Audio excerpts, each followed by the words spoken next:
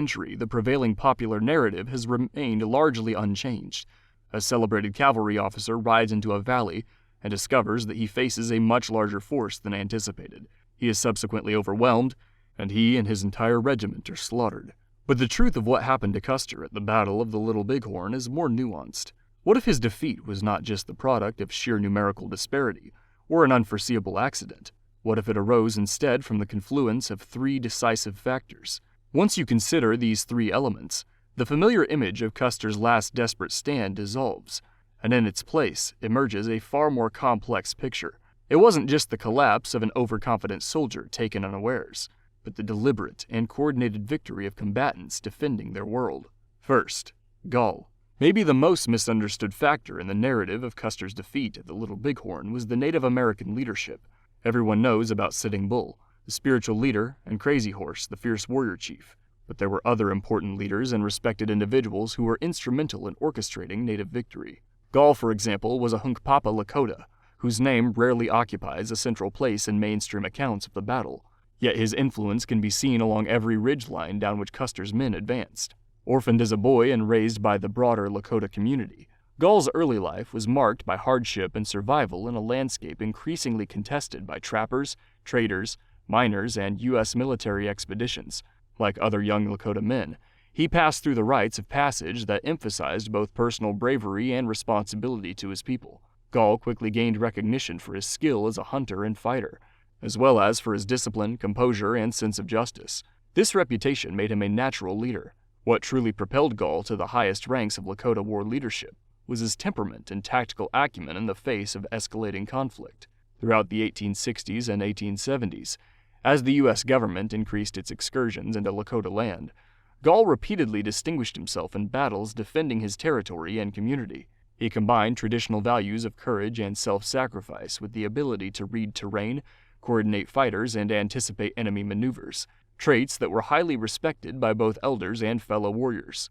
Gall was not only a fierce combatant, but also a strategic thinker, involved in council discussions alongside other prominent leaders like Sitting Bull and Crazy Horse.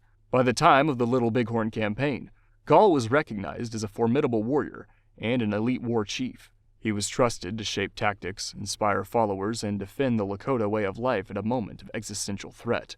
On the morning of 25th of June, 1876, the 7th Cavalry approached the vast native encampment. In accordance with a pattern he had employed in prior campaigns, Custer divided his regiment into separate detachments. Major Reno was dispatched to attack from the south. Captain Benteen was ordered to reconnoiter leftward in search of further hostiles, while Custer himself retained 5 companies, advancing along the higher bluffs with the apparent intention of striking the camp's flank. The tactical concept was familiar: deliver a sudden blow, induce panic among non-combatants, and then exploit the resulting disarray to secure a decisive advantage. It was a maneuver that had served Custer well in the past, and under slightly different circumstances, might have succeeded on this day as well. However, as Reno's initial assault struck the southern tip of the encampment, shattering lodges, scattering possession, and driving families towards the river, Gall is reported to have learned that his own household had been caught in the attack. His family were killed, but rather than being disoriented or paralyzed by personal loss, Gall appeared to have channeled it into acute tactical purpose. He deliberately refrained from pursuing Reno's withdrawing force, which was already falling back towards defensible ground.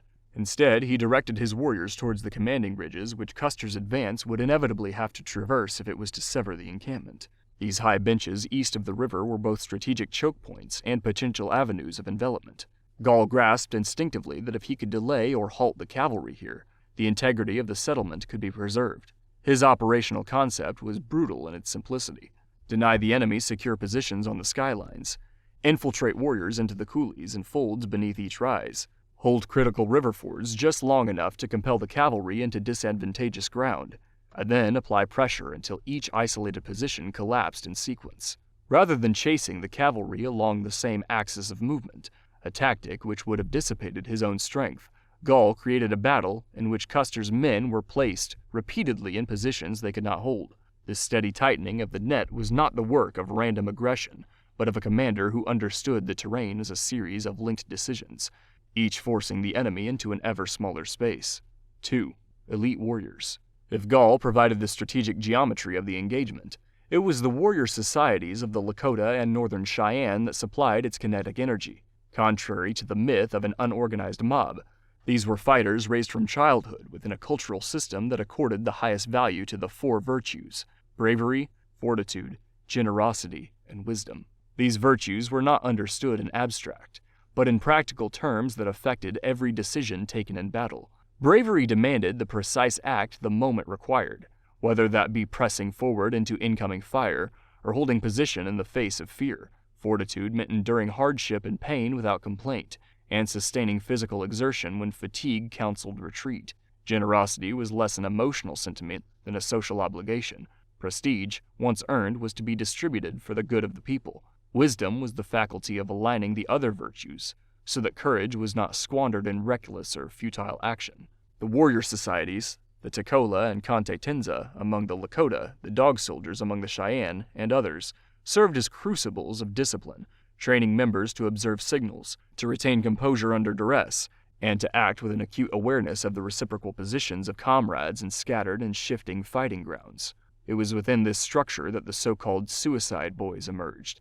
This was a small cadre of young fighters who vowed publicly, before the assembled people, that they would give their lives if necessary to prevent the enemy from breaching the lodges.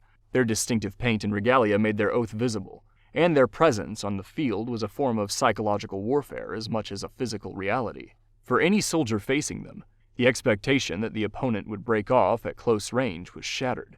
Such elite warriors pressed the attack relentlessly, altering not only immediate tactical outcomes, but also the morale and reaction speed of entire sections of the enemy line. The courage they exhibited acted as a catalyst for others in their ranks, amplifying the momentum Gall's plan already created. It is important to recognize that elite in this context referred both to personal bravery as well as to an integrated body of skills. They were master horsemen, held expertise in both bow and firearm, knew how to read and interpret the wind and terrain, and had an ingrained habit of cooperation born from cultural expectations as much as from tactical necessity. But no one openly talked about the Suicide Boys until almost 90 years after the Battle of the Little Bighorn. Native American accounts did not mention the 24 warriors who vowed to fight to the death. Some scholars think that this suicide vow is highly sacred, and this is why the elite warriors who fought and died at the Little Bighorn were not talked about with outsiders for a long time. However, John Stanzen Timber, a descendant of the Cheyenne warriors who fought in the battle, has identified 4 names belonging to some of the Suicide Boys: Little Whirlwind, Cutbelly, Close Hand, and Noisy Walking. The oldest, Cutbelly, was about 30 years old when he died on the battlefield. The others, though, were little more than teenagers. Their great sacrifice, however, was honored and revered by everyone at the Little Bighorn camp. On the night when they took their vow to die in battle, a ritual dance was held for them. In the morning, they walked in a procession through the camp so that everyone could look upon them with respect. 3. Weaponry. While leadership determined where the battle was fought, and warrior ethos determined how it was fought, the available weaponry determined the rhythm of the combat. The U.S. cavalrymen were armed principally with the Springfield Model 1873 carbine, a powerful and accurate single-shot weapon. Under controlled conditions, this firearm could be cycled with modest speed, but in the extreme stress of the day, extraction failures were common. This was compounded by the issue of copper-cased ammunition, which could distort in hot, fouled chambers. Such malfunctions consumed precious seconds, during which the gunman was vulnerable. In contrast, many Lakota and Northern Cheyenne fighters had acquired Henry and Winchester repeating rifles. Through trade and hunting, the Henry rifle, chambered in .44 rimfire, could be continuously topped up between exchanges. The Winchester Model 1866 improved its robustness, and by 1876, the Winchester Model 1873 introduced a stronger centerfire cartridge. While such firearms did not automatically guarantee battlefield success, they gave their wielder the clear advantage in fleeting engagements over broken terrain, namely the capacity to fire multiple aimed shots in rapid succession without shifting stance or line of sight. The effect was twofold. Tactically, it allowed warriors to dominate the brief windows of time in which enemy silhouettes appeared. Psychologically, it imposed upon the cavalry a constant perception of vulnerability, particularly when under fire from below. Archaeological surveys of the field have confirmed clusters of spent cartridge cases marking the sustained use of repeaters in key sectors, contrasting with the sparser distribution of single-shot Springfield cases marking short-lived stands. Such differences matter in terrain shaped by ridges, benches, and coulees, where the fight is fragmented into countless local exchanges. In that environment, the speed of fire available to the defender or attacker alters not just lethality, but the flow of the battle itself. Where the cavalry were forced into pauses by weapon malfunctions, or the deliberate cadence of single-shot firing, their opponents were able to dictate the pace. In addition to repeating rifles, many Native American warriors carried traditional weapons such as bows, lances, and war clubs, which provided significant tactical advantages, especially in the confined, twisting terrain of the Little Bighorn. The bow, in particular, was a quiet, rapid-firing weapon that allowed skilled archers to shoot multiple arrows in quick succession, without the smoke or noise of gunfire, making it ideal for close-quarters ambushes and attacks from cover. Lances and war clubs were deadly in hand-to-hand combat, effective during mounted charges or sudden assaults on disoriented cavalrymen. Unlike Custer's soldiers, who relied primarily on their single-shot carbines and revolvers and required time-consuming reloads under fire, Native fighters could seamlessly transition between firearm and traditional weapons, adapting to changing distances and exploiting every pause or breakdown in the soldier's formation. This arsenal, combined with intimate knowledge of the land and the ability to maneuver quickly between coulees and ridges, let Native warriors maintain relentless pressure. They struck swiftly, then melted away before counterattacks could be organized, further destabilizing and outmaneuvering the 7th Cavalry at every stage of the battle. Taken together, Gall's excellent war tactics, the discipline of the elite Native warriors, and the superiority of their weaponry meant that the Battle of the Little Bighorn was not won with sheer numbers alone, nor was it an accident or surprise. The traditional framing that depicts Custer and his men as victims of random savagery does their opponents a disservice. The Lakota and Northern Cheyenne who defeated them fought as an organized, spiritually grounded, and tactically intelligent defense force, protecting not merely a place, but the totality of their lives, families, resources, autonomy, and traditions. The lesson of June 25, 1876 is not simply that Custer lost, it is that his opponents won, and did so through superior